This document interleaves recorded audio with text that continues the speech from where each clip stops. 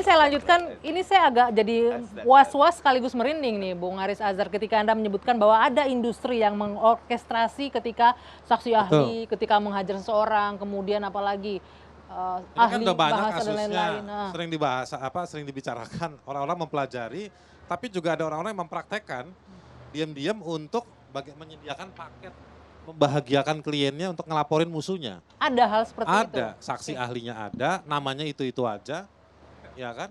Ada ahli sosiologi hukum, yang kalau kita baca penjelasannya nggak ada sosiologinya sama sekali. Ada ahli bahasa. Ada ahli bahasa, ada ahli pidana, ya kan? Nah itu kan ada faktanya, tapi kenapa pertanyaannya kalau memang itu ada nggak bisa dikontrol, tapi lembaga hukumnya, peradilannya kan bisa dikontrol dong, harusnya nggak bisa menerima itu. Karena proses BAP itu tertutup. Anda yang di BAP sebagai saksi, Anda nggak bisa bawa pulang. Yang boleh bawa pulang itu cuma terdakwa, orang yang tersangka.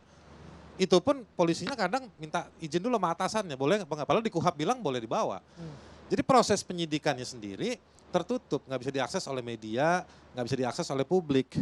Nanti begitu di pengadilan kita lihat berkas, loh kok begini ternyata. Ini modus, ini orang di semua kasus pemidanaan ITE, hoax, muncul nama orang itu tertentu. Nah, saya nggak pernah ketemu Prof. Henry yang cerdas ini. Tapi lapornya yang lain-lain. Nah ini Prof, gimana caranya? Dia sebenarnya memang agak deket-deket dengan pelanggaran pasal 27 ayat 3. Makanya saya nggak mau jadi saksi ahli. Dia takut saya periksa. Dia takut saya periksa. Nah, kebetulan saya itu diminta oleh Kementerian Luar Negeri ketika kasus dia mulai. Itu pernyataan beliau dengan pengacaranya yang mengatakan bahwa Indonesia melakukan judicial harassment istilahnya begitu, itu langsung sampai ke SPMH, Special Procedure Mandate Holders. Itu tim ahlinya PBB. Jadi dia ini hebat, punya koneksi ke tim ahlinya PBB ini. Ini hebat nih. Tapi sebetulnya Prof, Indonesia di sana. Sebetulnya gitu. Prof, kalau Prof bisa memastikan kita bisa ngirim email ke Neptunus, saya juga ada kontak saya di Neptunus. Enggak Prof, ini artinya ini sudah jadi industri nih, bahkan ahli pun, pakar-pakar, akademisi pun bisa. Ada pola itu dan ada orang-orangnya, ada nama-namanya, ada cara isinya, bagaimana mendalilkan.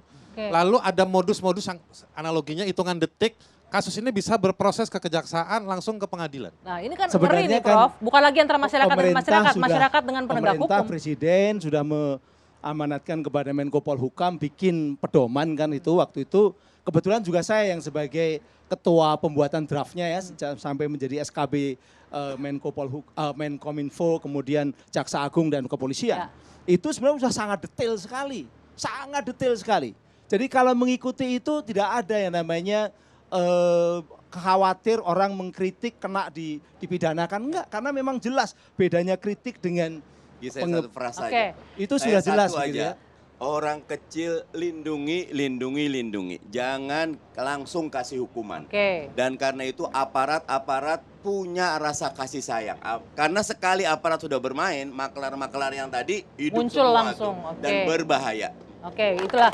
Baik, tapi yang perlu digarisbawahi ini diskusinya menarik banget, tapi sayang waktu kita habis. Perlu digarisbawahi adalah kebebasan itu tetap harus ada batasannya. Ada aturannya. Tapi juga disyukuri.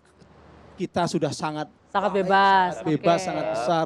Kalau zaman Orde Baru, mahasiswa saya aktivis. Kalau saya justru sekarang gini ya. Bebas banget. Adanya media sosial ini, saya kira kejadian sekecil apapun itu bisa viral. Dan itu lebih menekan kemungkinan untuk sesuka hati seperti itu. Karena saya pribadi ngalamin. Tapi Det, kalau di media sosial nanti ada tesa, antitesa, ketemu sintesa. Jangan terlalu cepat-cepat hukum masuk. Apalagi ketika dalam tanda kutip hukumnya dengan aparat dan lain-lainnya. Apalagi peluang tadi maklar masuk. Rakyat kecil yang akan jadi korban. Baik. Terima kasih Bapak-Bapak sudah hadir malam hari ini. Mudah-mudahan kita 78 tahun merdeka benar-benar merdeka menyatakan pendapat, namun pendapat yang ada batasnya dan bertanggung jawab. Baik, saya akhiri 2 sisi malam hari ini. Saya Dwi Anggia, selamat malam. Kita jumpa lagi pekan depan. Sampai jumpa.